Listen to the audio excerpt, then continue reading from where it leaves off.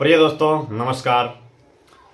इस सृष्टि और ब्रह्मांड का जन्म हजारों लाखों करोड़ों साल पहले हुआ और यह संसार तब से लेकर अब तक आज तक विद्यमान है, चल रहा है और आगे भी न जाने कितने हजारों लाखों करोड़ों सालों तक यह ब्रह्मांड, यह प्रकृति, यह सृष्टि चलती रहेगी। यह एक अनंत प्रक्रिया है, यानी कि ब्रह्मांड का जन्म कई साल पूर्व हुआ जिसका हम पूर्व अनुमान नहीं लगा सकते, और यह सृष्टि और ब्रह्मांड जब खत्म होगा, कब खत्म होगा इसकी भी कोई भविष्यवाणी या अनुमान हम नहीं लगा सकते। अब जिस समय से सृष्टि ब्रह्मांड का जन्म हुआ, उस ब्रह्मांड के जन्म से लेकर ब्रह्मांड जब खत्म होगा, उस समय, उस काल अवधि की तुलना अगर मानव जीवन और मानव जन्म से की जाए तो आप कल्पना करें कि मनुष्य का जन्म और जीवन की जो अवधि है वो कितनी होगी। यानी कि हजारों लाखों करोड़ों अरबों खरबों सालों पहले यह ब्रह्मांड बना और आगे न जाने कितने सालों तक, सदियों तक यह ब्रह्मांड सृष्टि रहेगी। इसके बारे में हम कुछ भी बोल नहीं सकते, कुछ कह नहीं सकते। अब एक इंसान के उम्र की जो अवधि है, यानी कि जन्म से लेकर मरण तक की जो अवधि है, उसे हम जीवन कहते हैं। इस जीवन की जो अवधि है वो 50 साल, 60 साल, 70 साल या 100 साल तक हो सकती है। अब यह निर्धारित भी नहीं है कि हमारी मौत कब होगी, कहाँ होगी, कैसे होगी। इस विषय में हम कुछ भी नहीं जानते। प्रतिपल, प्रति क्षण, कभी भी, कहीं भी हम मौत को प्राप्त कर सकते हैं। लेकिन जो मानव जीवन की जो अवधि है, उसे हमने बचपन में, जवानी में और बुढ़ापे में बांट कर रखा है, लेकिन यह पूर्ण रूप से सटीक या तय नहीं है कि हमारी मौत बुढ़ापे में ही होगी। यानी कि कोई व्यक्ति जन्म लेते भी मर सकता है, बचपन में भी मर सकता है, जवानी में भी मर सकता है और बुढ़ापे में भी मर सकता है। यानी कि मौत ही इस संसार का अकाट्य सत्य है। बाकी सारा संसार, सारे पदार्थ, सारी वस्तुएं क्षणभंगुर है, परिवर्तनशील है, झूठ है, भ्रम है या मिथ्या है। यानी कि इस धरती पर जिस किसी व्यक्ति ने जन्म लिया है उसकी मौत तय है। अब अमूमन कुछ लोगों को आपने ये कहते हुए सुना होगा कि आत्मा अमर है और हमारे शरीर की मौत होगी। इस कहने मात्र से ही हम अपने जीवन का कल्याण नहीं कर सकते, क्योंकि यह सब सोचने की, समझने की जो हमें बुद्धि दी है परमपिता परमात्मा ने, वो केवल इंसान के अंदर ही दी है। अन्य योनियां जिस तरीके की है, पशु, पक्षी, जीव, जंतु, जानवर, उनको भगवान ने केवल भोजन करने की और अपने वंश को बढ़ाने की ही शक्ति दी है। उसके आगे वो कोई सोच नहीं सकते, वो कोई समझ नहीं सकते, वो कोई कर नहीं सकते।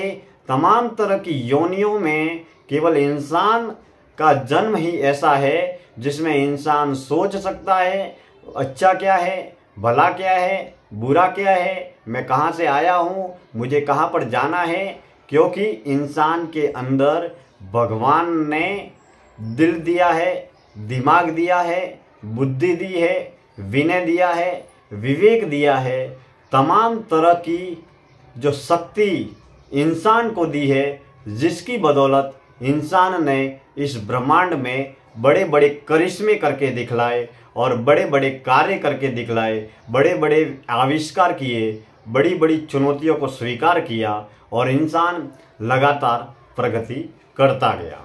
लेकिन मुख्य विडंबना या मुश्किलें ये है कि सांसारिक जगत में हम पदार्थों की भीड़ को जुटा ले या चंद टुकड़ों या पदार्थों को जब हम इकट्ठा कर लेते हैं, तब संसार की धारणा ये बनती है कि हम वाकई में सक्षम है, सफल है और नियमित निरंतर रूप से आगे बढ़ रहे हैं।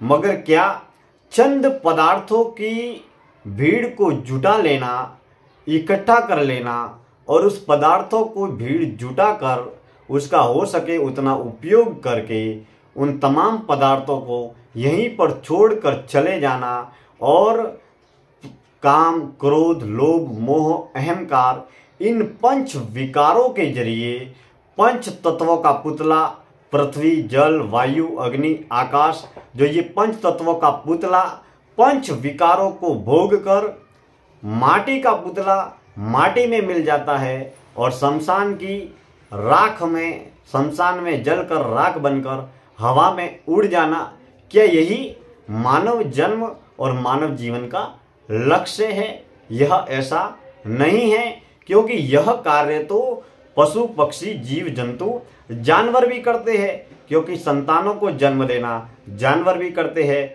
भोजन करना जानवर भी करते हैं, नींद करना जानवर भी करते हैं। तो तमाम तरह के कार्य, अपने बच्चों का पालन पोषण करना जानवर, पशु, पक्षी भी करते हैं। तो अगर हम अपना जीवन पशु तल पर अगर जी रहे हैं, देह भाव पर जी रहे हैं, उसके आगे हमारी सोच और समझ विकसित ही नहीं होती, हमें भक्ति, सत्य की राह पर चलने की एक लगन, बेचैनी, तड़प या ईश्वर के प्रति लगाव पैदा नहीं होता, या हम सत्य और ईश्वर की खोज के लिए जानने, पहचानने, समझने का तनिक प्रयास अगर नहीं करते, तो हमारा जन्म और जीवन मात्र पशुओं की तरह ही हम इस जन्म और जीवन को नष्ट कर रहे हैं। अब हम कहाँ से आए इसकी खबर नहीं, हमें कहाँ पर जाना है खबर नहीं, और एक जन्म और जीवन की निर्धारित काल अवधि है। अगर हम क्या पा रहे हैं, हम जन्म के बाद में, जब से जन्म हुआ तब से लेकर अब तक, आज तक हमने क्या पाया? थोड़ा बहुत पंच इंद्रिया है, उसके माध्यम से ज्ञान प्राप्त किया, थोड़ा बहुत धन प्राप्त किया, मेहनत मजदूरी करके, नौकरी करके, कारोबार करके, जिस तरीके का जो भी जिसका भी पैसा है उसके अनुरूप थोड़े बहुत पैसे इकट्ठे कर लिए, और थोड़ा बहुत सांसारिक जगत में अपने काम के जरिए, नाम के जरिए थोड़ी बहुत अपने क्षेत्र में, समाज में, गांव में पहचान बना ली। और फिर हम इसी दौलत, दुनियादारी और दुकानदारी के दलदल में धंसते फंसते चले जाते हैं और हमारी इच्छाएं, तृष्णाएं, कामनाएं लगातार बढ़ती चली जाती है और हम अपने जीवन में कभी भी कहीं भी सफल नहीं हो पाते हैं। और हम इसी अंधी दौड़ में भागते भागते भागते हमारा बचपन, जवानी और बुढ़ापा, और इसके बाद में बीमारियां, इसके बाद में दुख, दर्द, पीड़ाएं, कष्ट, तकलीफ, समस्याएं, इनको झेल कर हम अपने जन्म और जीवन को खत्म कर लेते हैं। अब चिंतन का विषय ये है कि क्या यही मानव जन्म, मानव जीवन का लक्ष्य है? क्या यही उद्देश्य है? इसी को मतलब पूरा करने के लिए, इसीलिए हमने क्या ये जन्म और जीवन पाया था? हम सत्य को कैसे समझेंगे? ईश्वर क्या है और ईश्वर की अनुभूति कैसे होगी, और उसके लिए हमें क्या प्रयास करना पड़ेगा?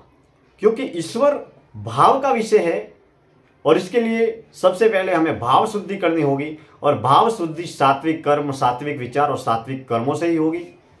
लेकिन हम ताउम्र धन, साधन, वस्तु, पदार्थ की अंधी दौड़ में जुटे रहते हैं, लगे रहते हैं, और ईश्वर को भगवान को और सत्य को पाने की चेष्टाएं भी हम धन वस्तु पदार्थों के जरिए ही करते रहते हैं। इसी वजह से हम सत्य को उपलब्ध नहीं होते, सत्य के अनुभव नहीं होते। जब हम तमाम तरह की तृष्णाएं, वासनाएं, कामनाएं को छोड़कर जब निष्काम भाव से कर्म की अवस्था को उपलब्ध होंगे, और यह तभी संभव है जब हम लगातार प्रयास करें, क्योंकि साधक के जीवन में परिवर्तन और रूपांतरण आंतरिक रूप से होता है, बाहरी रूप से किसी भी तरीके का कोई भी रूपांतरण घटित नहीं होता। क्योंकि जब आंतरिक रूप से जब आप अपने जीवन में परिवर्तन करते हैं, तब आप अपने जीवन को बदला हुआ और रूपांतरित जीवन के रूप में कुछ अनुभव और कुछ महसूस करते हैं।